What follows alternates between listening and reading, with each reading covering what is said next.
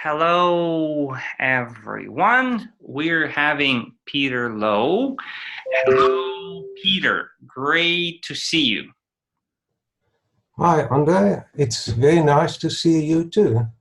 It's the second time we're having the interview. So, I have a bit of a background, and the idea of the interview, again, want to imagine a person who stutters, who tries to take something that we can apply and start doing maybe something. With Brocker Brothers, we came to the conclusion we should start feeling or being, whatever, but start moving, okay, somewhere. So, and I asked you a question, how would you start the conversation? And your answer was that you've learned that stuttering is a mind-body disorder. I think it's psychological also. Yes. Term.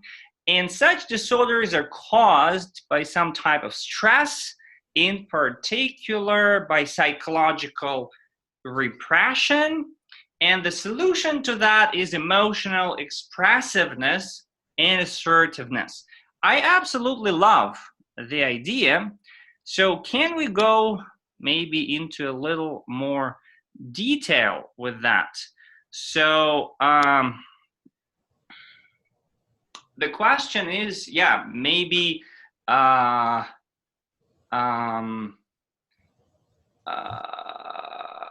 maybe we'll start with the first part as the way it is caused. And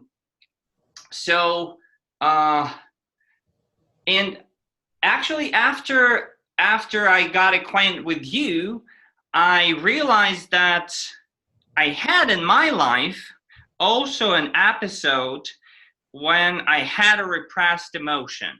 Like I was at school, I was bullied, I tried to change something, and I couldn't, so it was like, I also had quite, like, I believe, certain, like, relationships with my parents. My father was, like, very, strict. So my first question is, do you believe that this connection is a way of like gradual forming, or it's more often, or it can be like one strong emotion that like, what is your view if we talk about the first piece about the mind-body disorder and this repressed emotion thing? Yeah. Andre, let's start from the beginning of, as far as my knowledge of TMS is concerned. TMS is, as you know, it's an abbreviation of the mind-body syndrome. That's TMS. That was first identified by a doctor called Dr. John Sarno of the US sometime in the 1960s or so, 1970s. And he, where shall I start? It's not only speech. Right.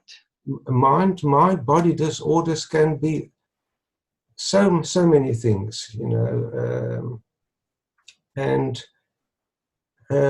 he found that psychological repression is a key factor in the various types of mind-body disorders.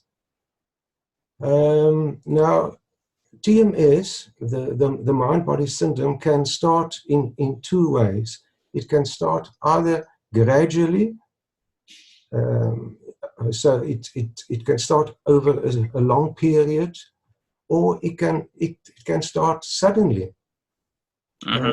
Suddenly is most people actually it begins very gradually. Right. The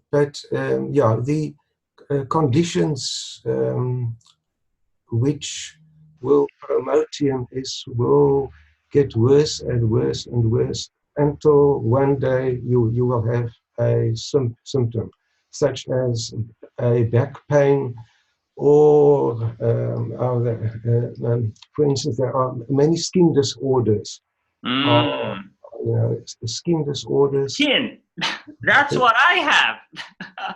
Yeah, Maybe that's the thing. Maybe that's the thing. The repressed yeah, emotions.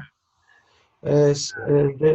The skin is a very, shall we say, popular target of mind-body issues. Mm-hmm.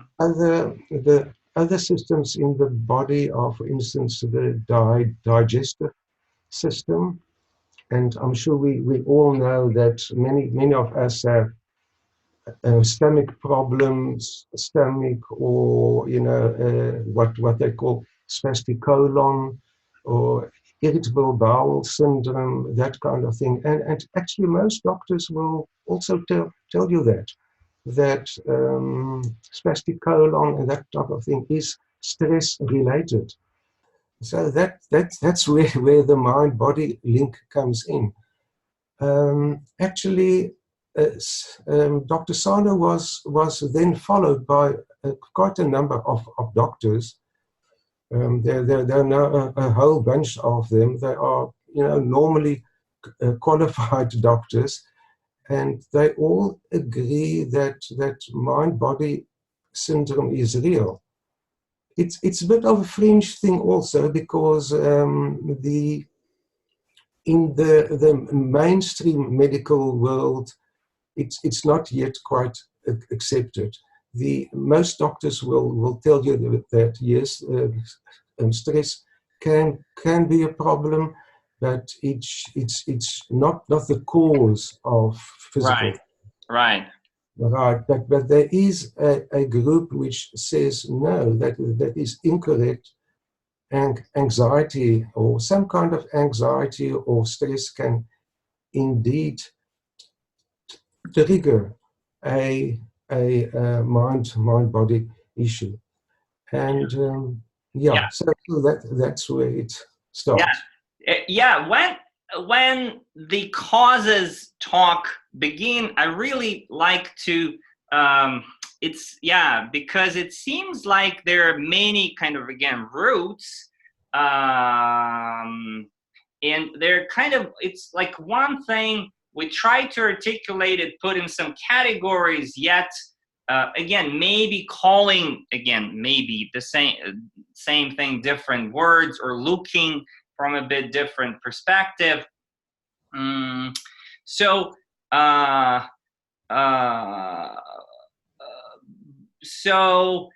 coming back to the question, so again, I started thinking about it about my story, and I realized that accepting that I had some repressed emotions is not easy.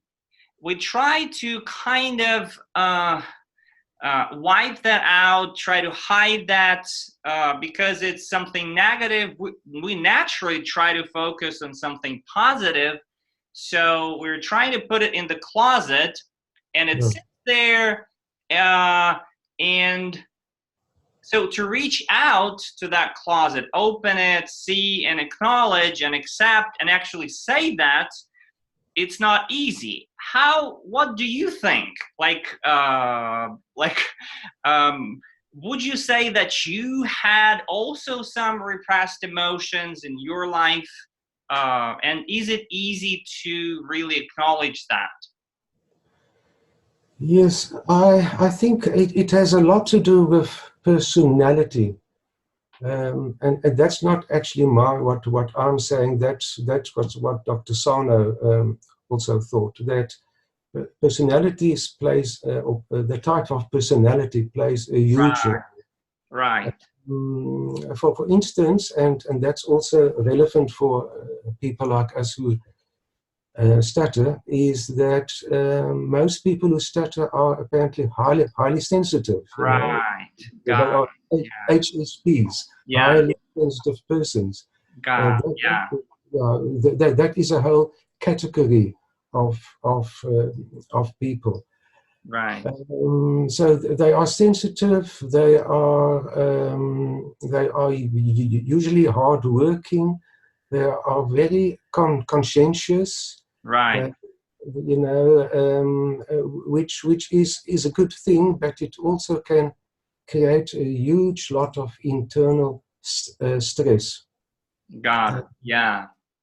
So yeah, Yeah, and that's here again in my mind a little bit. Again, it's very, very simplified, but it seems like, again, very, very simplified view. Like uh, repressed emotion is something that requires something external, something's happening to me.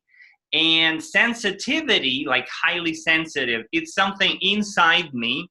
So it's again, that's why we're probably again with the causes. There are some arguments. What's like? Is it like more outside, like or inside? What you're saying? It's anyway some structure that we have. And the question is, again, many would say that, okay, I could say I'm highly sensitive, so that's the way I am, full stop. Like, but you say we can be more expressive and assertive.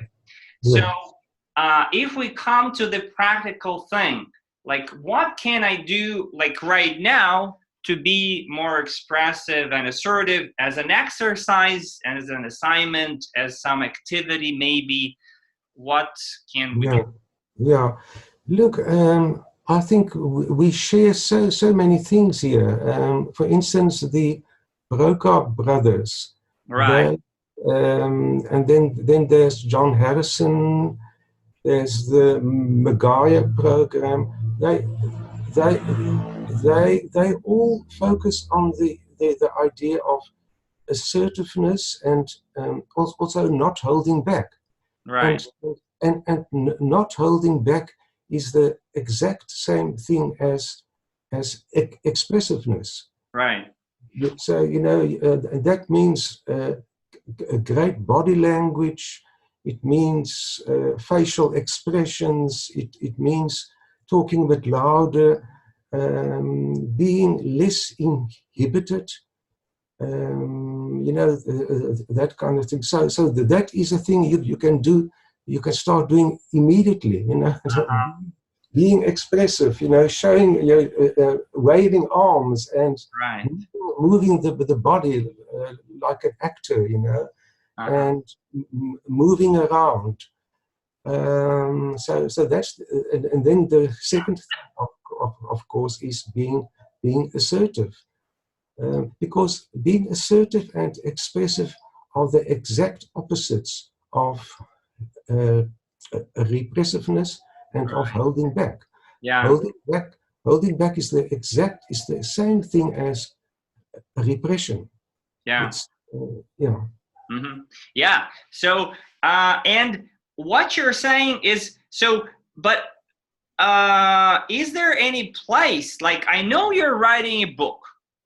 I know yes, you're writing a book. So yes, is there any, or maybe you already have, I know you have many resources. You have a website, blog, you have a group with some materials, Facebook group. Um, mm, is there, because again, I am a person, like as a person who stutters, I would look for some plan. What do I do today? Like I open, I say, okay, do this, and I'm doing this. Again, it's a great concept, but is there any like practical steps that we can follow and actually do? Is there any source where I can go and check it out and just start doing something from those activities, or like again like something? yeah. Look, yes, I am writing a book, and I have some information on that. I have a separate chapter on a structured program, you know. Uh-huh. Yeah, but actually, look, one has to be careful. One shouldn't focus too much on so-called working, you know, Uh-huh. Yeah, and, and, yeah. and Yeah, so-called practicing, yeah. because as soon as you overemphasize the idea of practicing, you start to distract yourself away from the main thing, which is changing your mind. You know, Right, right. changing your Yeah, mind. That is we have to start thinking differently. That is the main thing about mind body healing. yeah, yeah. There is work, but it's mind work. Right. And I remember in our first interview, that's where I had a mind block. I couldn't digest that. Really, it took me some time to try to understand that. And Brocker Brothers said the same thing. Their emphasis in their interview was, don't do the work. You are already there. You just need to kind of discover it. It's also some work, but Yeah. it's really hard to understand and follow through. Not easy, at least, because again, we're somehow wired like school, college work. We always need like a plan. I do this, this, and this, right? I've Mm. done it. Yes, tick. Good. Yes, I yes, haven't done it. I feel bad, like embarrassed or something. So we are very much in that um, in that paradigm, if you yes, wish. So uh, again, as some step, how to get out of that paradigm. You said, I think, in the last interview, we need to, yeah, think again to understand that it's a mind work. Just understand it, right? So it's not kind of a task you're accomplishing in understanding this. yeah. But it's going to take time. You know, it's a long-term thing. Because to change your mind, you have to start thinking in really completely different ways. And that means focusing on things which you haven't focused on before. For instance, Dr. Sarno had a very nice way. He had the so-called daily reminders. That's 11. Actually, it's now 12 daily reminders, which I say to myself every day. It's kind of affirmations, but you also have to think about them. Mm-hmm. Mm-hmm. And the idea of that is to slowly change the subconscious mind, Mm-hmm. because that's what we really need to do. I mean, it's easy to tell myself now, yes, I have to be more expressive and more assertive and that kind of thing. But to really get that into your subconscious mind, it's going to take time and it's going to take work. Mm-hmm. Mm-hmm.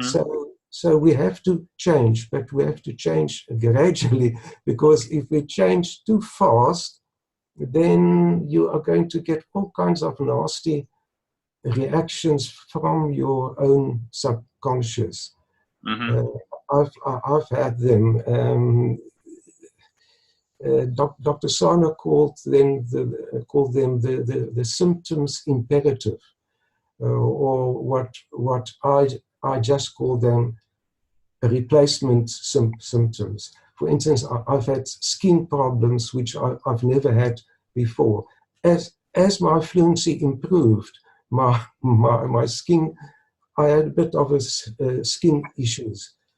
I began to get some pains in places where I never felt pain before. You know, it's minor things. It's not major things, but what really happens is that the mind has for decades in my case, has manifested this mind-body symptom because I had a need for it. We have a need for these symptoms because they distract our subconscious mind from our inner emotions, our inner conflicts. So when you improve your fluency and when you take away the stutter, the mind is going to try to find something else to distract your feelings, and that I know that sounds funny. It sounds very strange if I explain that to people, but it is a fact.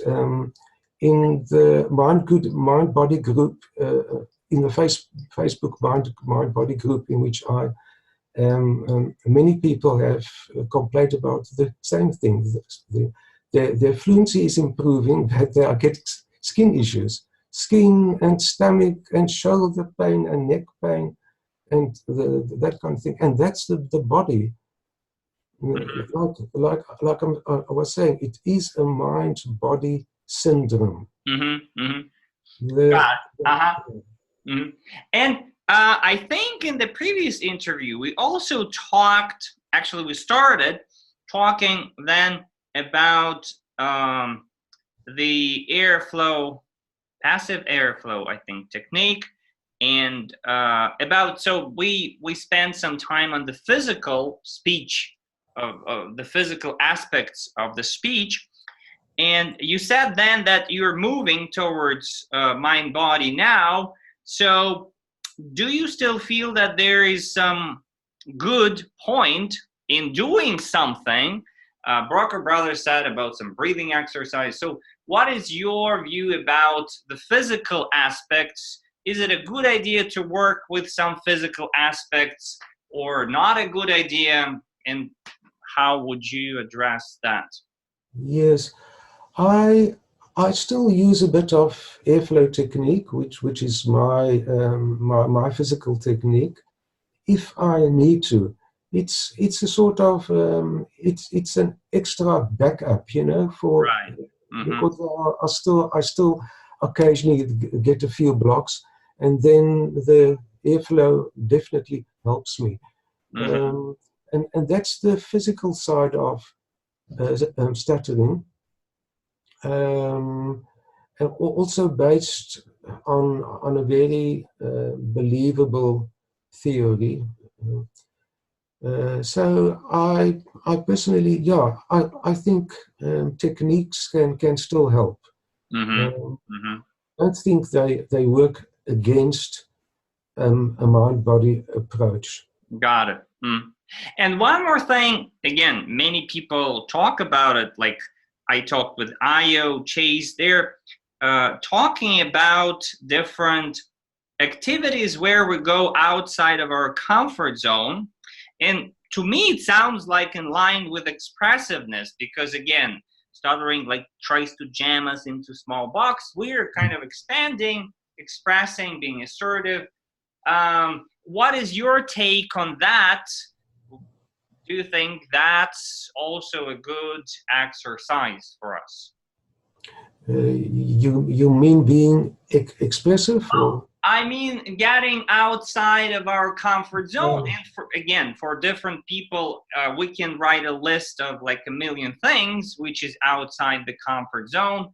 And we can move like gradually, or like it's a big question how to move there. But is it a good exercise to try to do some activities that are outside of the comfort zone? What's your maybe? Yeah. I'm sure it's a good idea.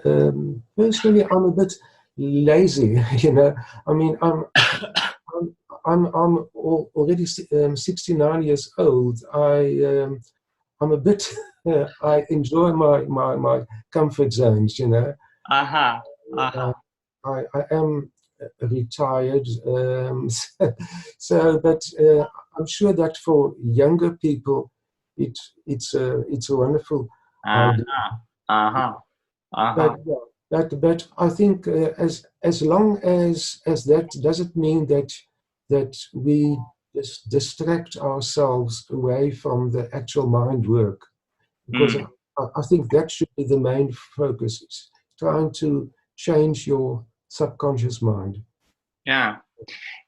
Why I'm asking, because when we get to some situations, like again, that comfort zone point, real life situations, that's where maybe it becomes very obvious how our mind works actually at that point, because at that point, it kind of, yeah, it's um, all those like fears, all our blocks, if you wish, they um, kind of work.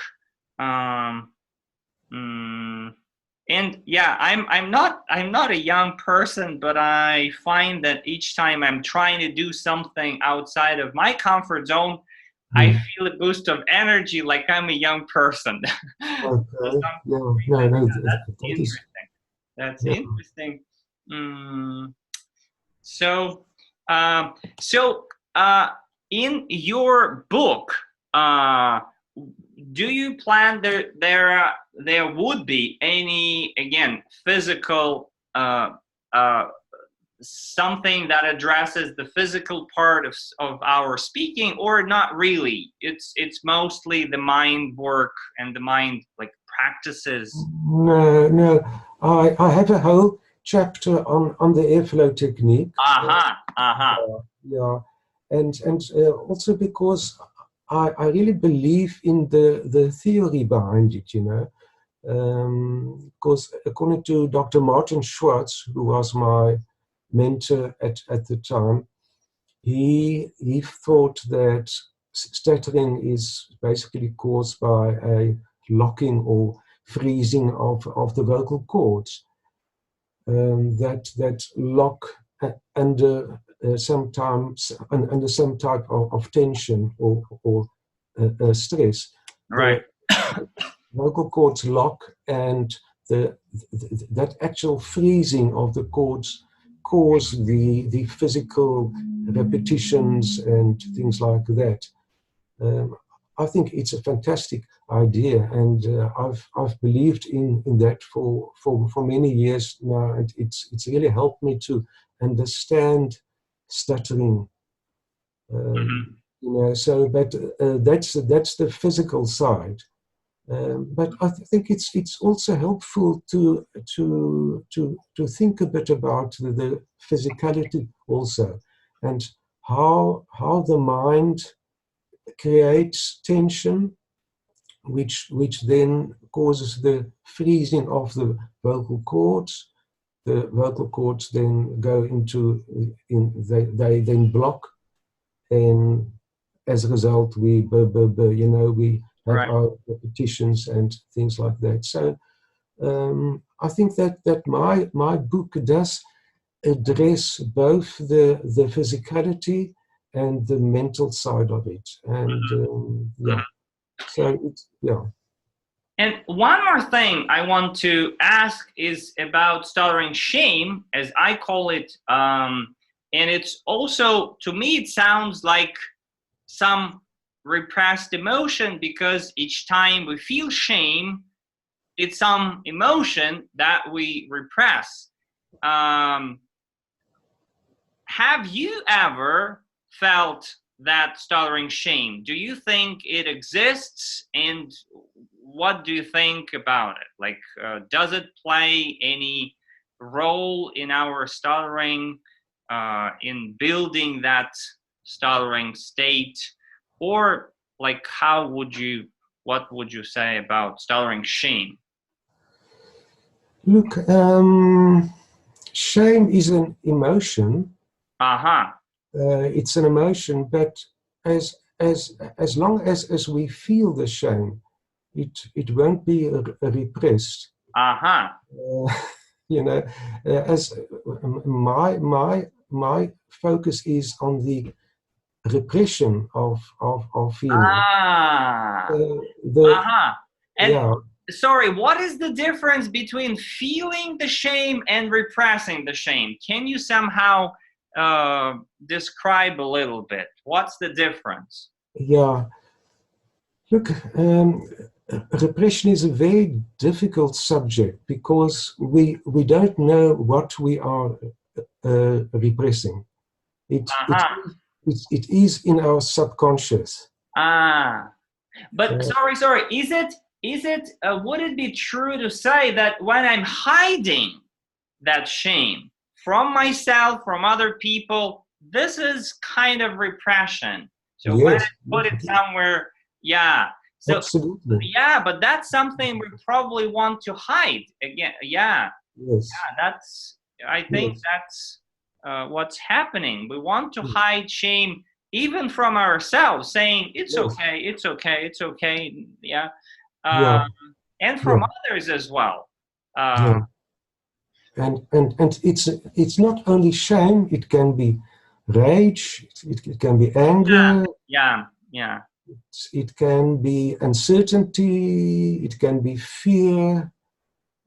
Dr. Sassano actually thought that rage, anger, is, is, Aha, is the main aha. emotion, the main repressed emotion. And it is the repression which feeds the stutter. Uh-huh. So in this case, if it's a good idea to feel the emotion, probably there is some sense, it makes sense to actually stutter openly and feel the emotion. So I think maybe it's a bit in line with what you say. Feel the emotion and stutter openly, or stutter. Yeah, there are different concepts. Broker Brothers says they say stutter like effortlessly, trying to not do it with tension. Um, some people call it like voluntary stuttering when we do it intentionally. Some people say I just stutter without any intention, but I let it be and just let it be, and that's it. Mm, Look, the mind, according to mind-body theory, one should not focus on the symptom. If you focus on the symptom, that's not a good idea. In right. other words, we shouldn't focus about the actual stuttering itself. We should Got it. focus on the emotion, the repressed emotion behind the blocks. Ah, That's so yeah. So so probably the closest to what you say is just stuttering without caring about it. yes, Like not focusing, not yeah, again. But if I do feel negative about it, like that's again like a mind game, of course. But I see some people having an approach that it's okay for me to stutter. I just go and speak, stutter, and I stutter. That's they don't put much, as you say, much focus on that symptom, and it mm, seems that it goes much easier for them. yeah, There is no that much tension there. They don't like like their stuttering is not like you know uh, freezing them or blocking them. mm, They keep speaking, having blocks or repetitions or impediments, but not putting any not giving any emotion, not actually not having much emotion about it, mm. maybe. um, Yeah, yeah. The big thing is don't focus on it, and actually the less attention we give to the symptoms, the better the symptoms will be, and the quicker the healing will be. mhm. Whereas the more we focus on our speech, the worse it's going to get. So Yeah, that yeah, is that, yeah, yeah, yeah, yeah, that's because that is what the mind does. You see, Dr. Sarno believed that the mind-body symptoms is a defense mechanism. Mm-hmm. You know, there are Sigmund Freud, the psychology, the pioneer of psychology. He identified 10 main defense mechanisms, and one of them was a repression. That was actually the main defense mechanism. And our stuttering too, I believe, is a defense mechanism. It starts in childhood to protect ourselves, to protect ourselves against anxiety or some nasty thing which may have happened, or feelings of insecurity, feelings of fear, which we then repressed. So that was a defense mechanism to protect us at that stage. But now we are older and wiser, and we really don't need that form of protection anymore. Yeah, yeah. I'm just trying, as you're saying that, I'm trying to think again about how do we catch ourselves? How do we notice that repression? And you say that oftentimes we don't notice.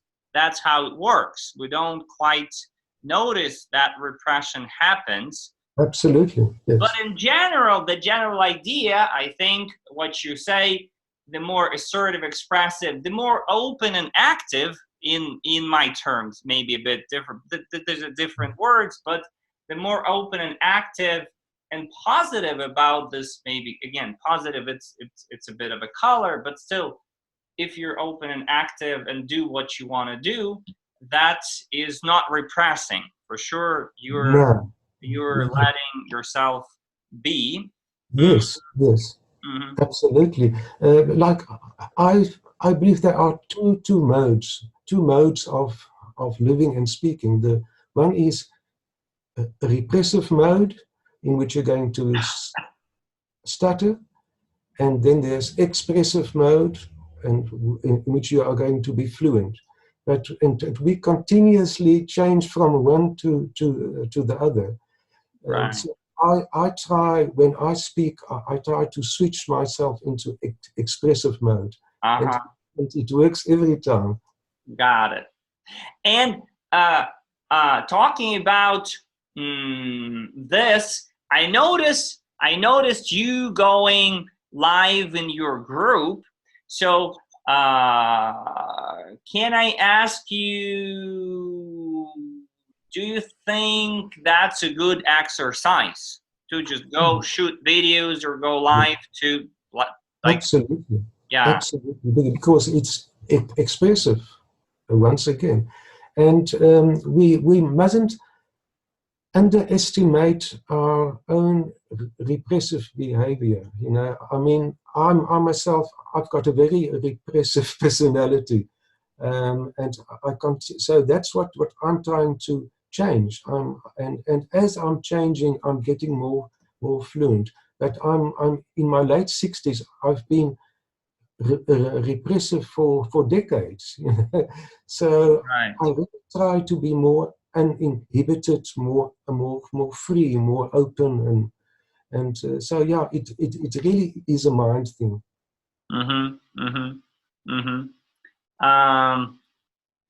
So I think I don't want to take much of your time.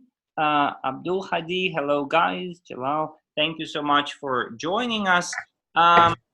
Maybe can I ask you a little bit, maybe one more question about the journey, because that's the hard question for us as well when we try to evaluate our movement to some better state, call it more expressive, assertive, more free state, and we're turning to different concepts, exercises, we're trying to do something, and then it happens, and stuttering happens and the negative emotion happens, and it often feels like we're still in the same spot.